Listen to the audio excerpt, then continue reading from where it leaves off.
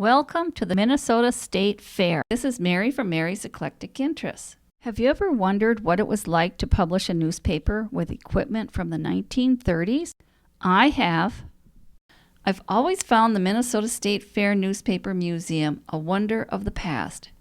It took 1 year of planning, but this year, before the Minnesota State Fair opened, we were granted permission to interview those wonderful volunteers printing a 4-page newspaper, First Amendment posters, bookmarks, and the Benjamin Franklin business cards.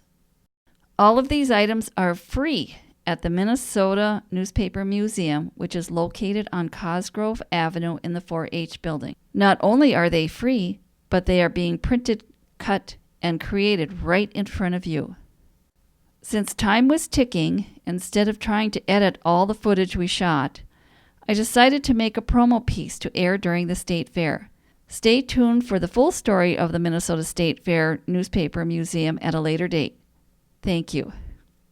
Take it from here, Richard. Richard A. Claddy here at the 2019 Minnesota State Fair with the coordinator of the Minnesota Newspaper Museum, Michelle Leonard. Michelle Leonard, please tell us a little bit about this historic facility here. Hi, my name is Michelle Leonard. I am the coordinator here at the Minnesota Newspaper Museum. The museum has been on the Minnesota State Fairgrounds since 1987. We were originally built in Heritage Square. It was a replica of a newspaper office that was located in Maynard, Minnesota. The newspaper office down in Maynard was closing, and they were getting rid of all of their older equipment because everybody was going to computers in those days.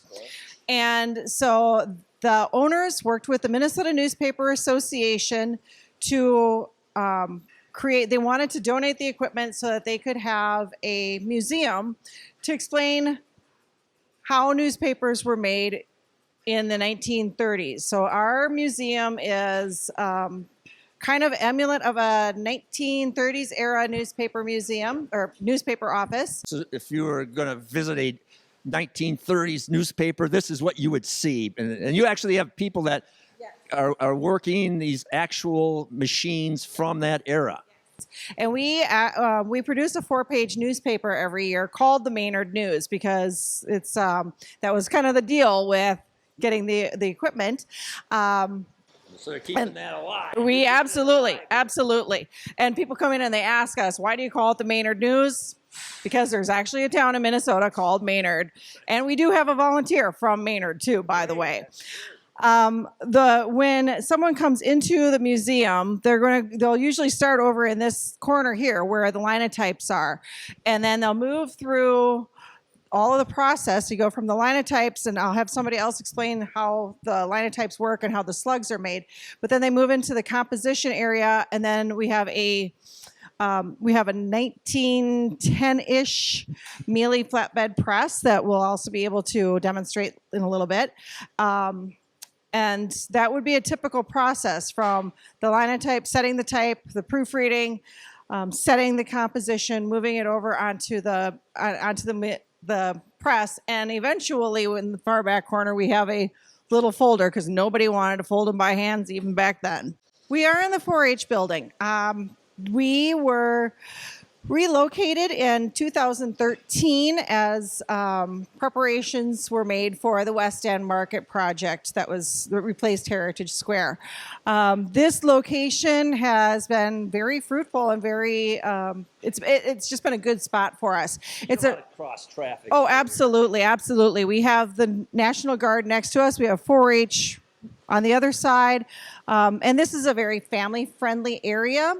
Excellent. And so that is a nice draw for kids. The thing that we tick with is that these are big, crazy machines. Sure. Everybody knows cell phones. They know computers. They know tablets. But this stuff over here, this is the cool stuff. And kids would stay here much longer if their parents would let them. Right. Well, it's a little tight. I guess you got to keep people flowing. Right.